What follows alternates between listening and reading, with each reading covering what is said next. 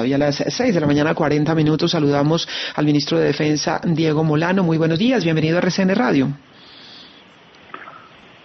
Muy buenos días, un saludo especial a toda la mesa de trabajo y por supuesto a todos los oyentes de RCN Radio.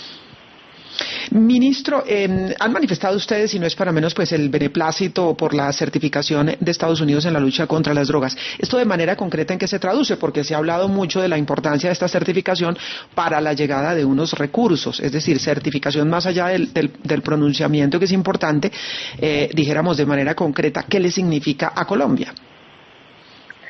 Yolanda, la certificación que recibe Colombia por parte del secretario de Estados Unidos, Antony Blinken, básicamente es un reconocimiento al gobierno del presidente Duque y a su lucha contra las drogas durante el año 2020.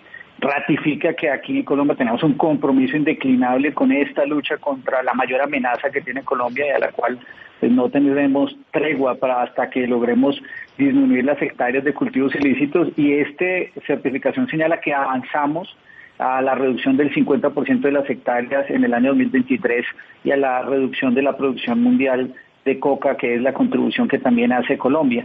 Por supuesto, eso lo que permite esta certificación es que se liberen 20% de los recursos de presupuesto que se tenían apropiados para el desarrollo de acciones de cooperación que tenga el gobierno de Estados Unidos con Colombia, que son aproximadamente $25 millones, en ese caso ese 20%, pero especial, esa certificación confirma que el apoyo de Estados Unidos sigue vigente, que esa alianza que tenemos con el gobierno de Estados Unidos en la lucha contra el flagelo de las drogas y reducir esa amenaza del narcocrimen, desmantelando esas estructuras, pues sigue vigente y se mantiene ese apoyo y nosotros seguimos avanzando pues en todos los esfuerzos de erradicación manual y ahora también de lo que se quiere aplicar de aspersión con precisión, como lo señala la misma certificación.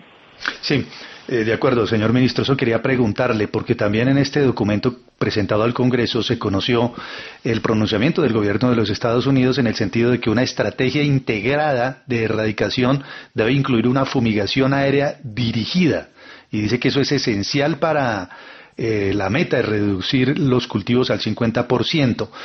¿Cómo va ese aspecto? ¿Cuándo comienza esa fumigación aérea para complementar lo afirmado por el gobierno de los Estados Unidos en las últimas horas en la lucha contra las drogas? El objetivo del gobierno es reducir el número total de hectáreas de cultivos ilícitos y de la producción de coca. Y para ello, pues, están combinando varias herramientas. Primero, la erradicación manual. El año pasado, 130.000 hectáreas erradicadas manualmente. Este año mantenemos esa meta. Y, por supuesto, esfuerzos de sustitución de cultivos ilícitos y desarrollo alternativo, sobre todo en aquellas zonas que están los programas de desarrollo con enfoque territorial que salieron después del acuerdo y en donde está desarrollándose programas con alrededor de 100.000 familias. Pero también es necesario, en ese esfuerzo de acelerar esa reducción, tener una aspersión con precisión en las zonas señaladas. ¿Qué significa una aspersión con precisión? Cumpliendo los 6 requisitos que ha establecido la Corte Constitucional, la policía se ha preparado en esa dirección. Una aspersión con precisión significa que hoy están preparados ya 9 aviones en los cuales están diseñados los polígonos donde se podría aplicar esa aspersión de acuerdo con esas características.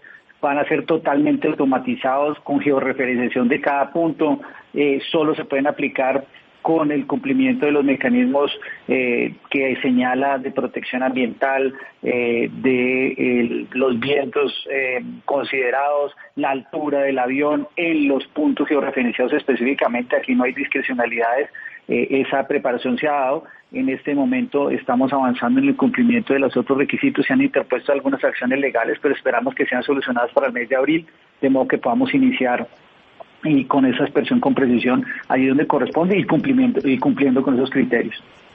Esa aspersión con precisión, dice usted, se realizaría en áreas muy precisas, muy específicas. ¿Cuáles son esas áreas, señor ministro?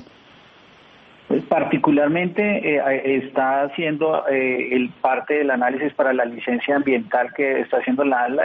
Se han señalado varios departamentos, pero hay casos como los departamentos de Caquetá, de Guaviare, de Putumayo, y que allí donde se cumple con los criterios señalados, y por supuesto Nariño. Pero en especial aquí lo que se busca es garantizar que allí donde hay grandes extensiones, sobre todo de cultivos industriales, porque ya aquí es un negocio de una amenaza que tiene unos narcocrimen, que tiene cultivos industriales, se puede aplicar. Ministro, pero esas áreas no están limitadas en términos de que las fumigaciones no se permiten en comunidades indígenas, en las zonas protegidas, en parques nacionales, y no está haciendo el gobierno cuentas alegres sobre la fumigación cuando falta el pronunciamiento de la ANLA y el pronunciamiento del Instituto Nacional de Salud al respecto. Por eso lo que he señalado es que el cumplimiento del programa de aspersión se hará cumpliendo todos sus requisitos y por supuesto allí en las áreas en que no es posible aplicarla o no se está permitido, pues no se hará. Avanzamos en la expedición de la licencia ambiental y en cuidar esa licencia ambiental de modo que se cumplan con todos los requisitos ambientales y las características de salud. Esos 6 pasos que ha señalado la Corte o criterios son los que esperamos cumplir para poderle dar aplicación tal cual señalan los criterios de la Corte Constitucional. Pero lo que aquí tenemos que entender es que reducir el número de hectáreas de coca es disminuir violencia en Colombia. Cada hectárea menos de coca es quitarle fuerza a la violencia que generan los grupos armados ilegales como el ELN, como el Clan del Golfo, como las disidencias de la FARC, que al final son esas hectáreas de coca las que están permitiendo que estos grupos asesinen líderes sociales, cometan homicidios colectivos, generen desplazamientos forzados porque se alimentan de esa fuente, de ese combustible de la violencia que es su actividad de narcotráfico, y por eso es tan importante avanzar en la destrucción de toda la cadena. De hecho, así lo reconoce el informe, porque el informe lo que señala es que en el año del COVID 2019 se hicieron esfuerzos sorprendentes en erradicación manual, 130.000 hectáreas, en destrucción de infraestructuras de producción de cocaína, casi 5.000, en incautaciones, casi más de 500 toneladas de coca, y adicionalmente en interdicción nacional e internacional y presencia del Estado en esas regiones. El estudio hace caso y revisa la certificación completa, y ese es el compromiso además indeclinable que tiene el gobierno del presidente Duque. De acuerdo, ministro, pero si se lograron 130.000 hectáreas con erradicación forzosa, erradicación manual, y ha sido un éxito, ¿por qué insistir en las fumigaciones si las fumigaciones pueden agregar un factor adicional de conflicto? Usted sabe que hay comunidades que se oponen por razones de salud, por razones de medio ambiente. Acuérdese de los paros cocaleros en los 90. Entonces, no temen insistir en un mecanismo, primero que en términos de costo-beneficio ha probado no ser eficiente, y segundo que puede generar factores adicionales de conflictividad cuando han logrado erradicar manualmente y sin necesidad de crear esos factores adicionales en las comunidades? Lo que tenemos que tener como propósito es reducir el número de hectáreas de coca a la mayor velocidad posible, porque cada hectárea de coca que permanece es una fuente más de violencia que alimenta a estos grupos narcocriminales que son los grandes generadores de violencia y de afectación a la paz en todas las regiones de Colombia. Por eso no solo se tiene que esperar en la erradicación manual que la venimos aplicando, sino que es que el número de hectáreas de coca que tenemos era altísimo, que se ha venido reduciendo, pero hay que combinar todos los esfuerzos para reducirle a la mayor velocidad, porque cada minuto que esperamos, cada hora que esperamos, cada año que pasa y no se reducen esas hectáreas, es más violencia que se genera en Colombia.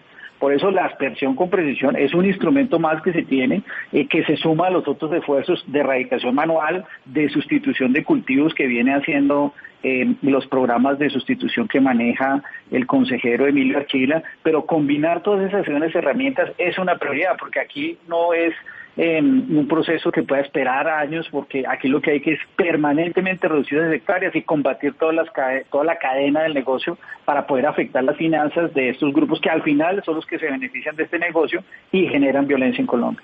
Ministro, en medio de la pandemia y con tantas restricciones en materia de movilidad para las personas, le pregunto, ¿cómo lograron tantos erradicadores para lograr estos resultados en el 2020?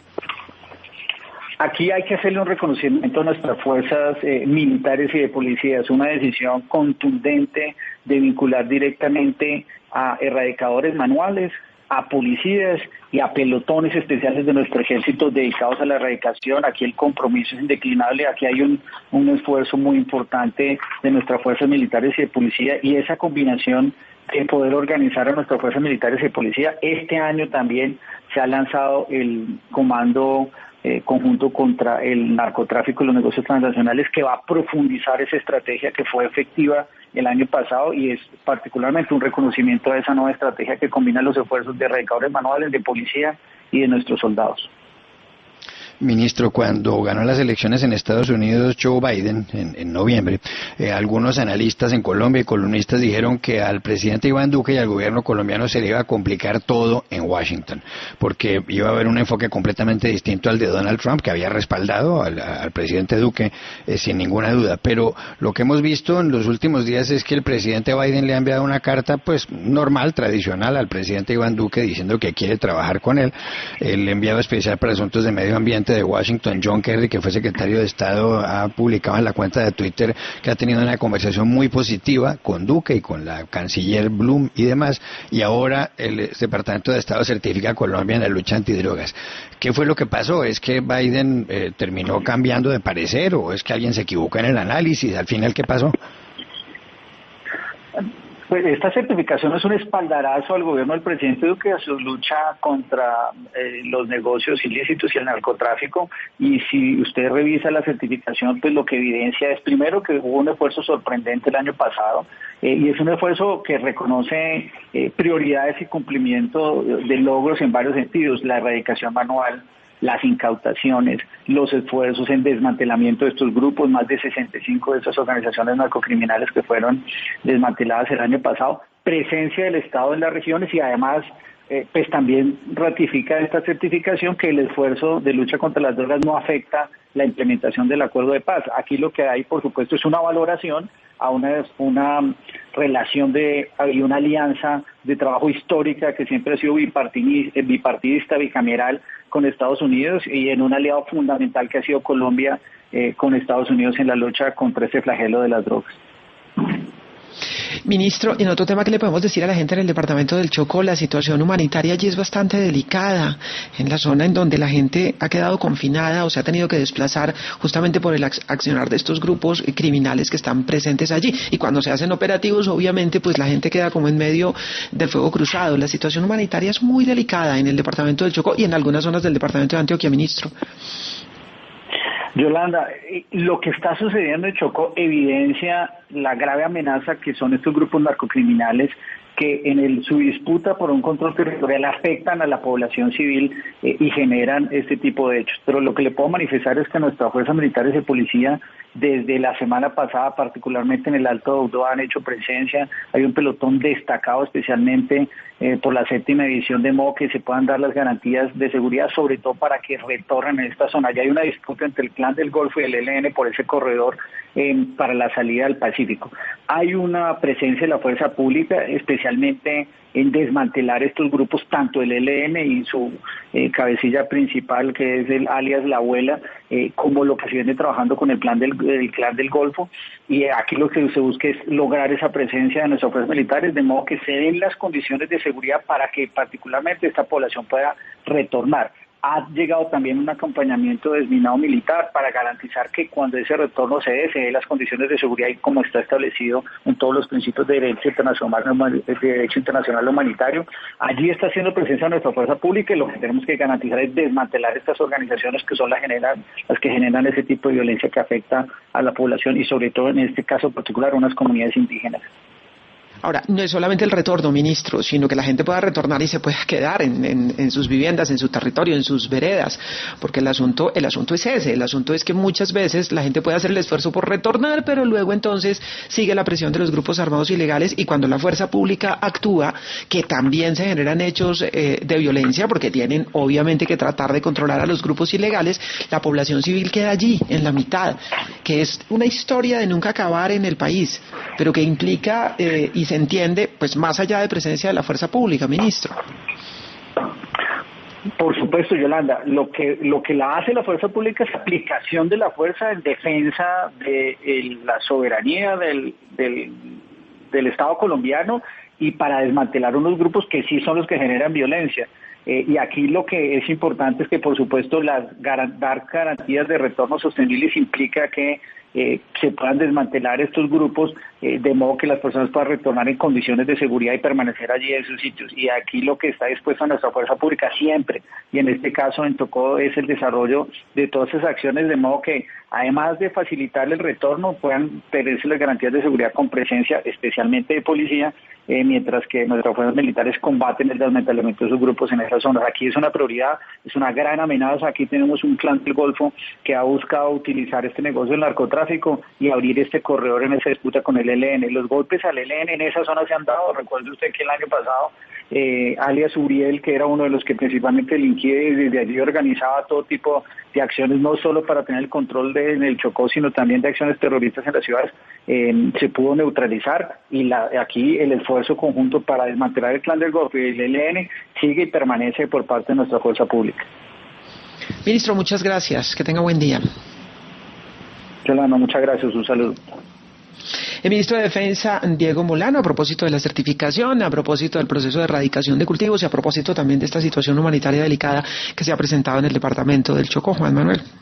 Insistido el ministro Yolanda en que es necesaria en este momento una aspersión con precisión en las áreas en donde se podría adelantar esa fumigación aérea, como ha pedido también el gobierno de los Estados Unidos en este documento de certificación presentado ante el Congreso. ¿Cuáles serían esas áreas eventualmente, según mencionó el ministro? Caquetá, Guaviare, Putumayo y por supuesto Nariño. Ha dicho que habría interés inicialmente en insistir en cultivos industriales, como los ha denominado, es decir, en grandes zonas de producción en donde se concentra el grueso de esta producción y de este cultivo. Ha resaltado la erradicación de 130.000 hectáreas manualmente, ha dicho que cada hectárea de coca que permanece es una fuente más de violencia y que para haber logrado esa meta durante el 2020, que fue reconocida por el gobierno de Estados Unidos, fue importante el trabajo de erradicadores, de policías y de militares que hicieron este esfuerzo. Yo retomaría, Yolanda, con los buenos días, un comentario que hizo Juan Carlos Iragorri en su pregunta, en cierta forma, y es, creo que muchos nos equivocamos, bueno, en realidad muchos se equivocaron al juzgar que iba a haber un cambio radical en las relaciones entre Colombia y los Estados Unidos.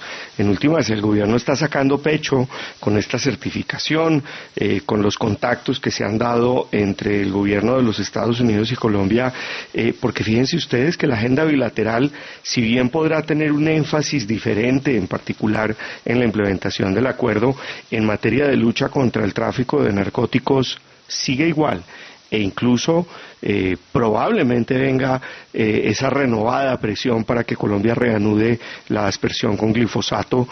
Habrá que ver de qué tipo de cultivos y en dónde, y si logran hacerlo con esa precisión con la que se compromete el ministro después de tener los permisos de la Corte Constitucional, si es que los tienen.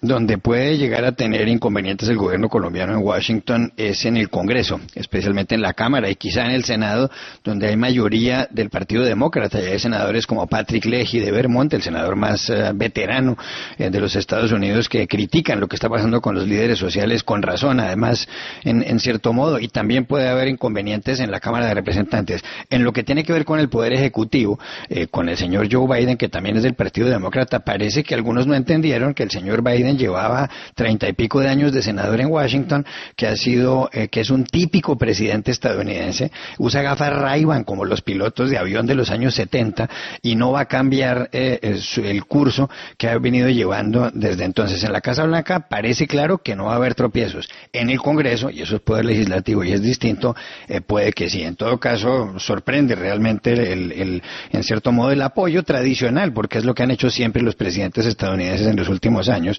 frente a los presidentes colombianos, salvo alguna excepción.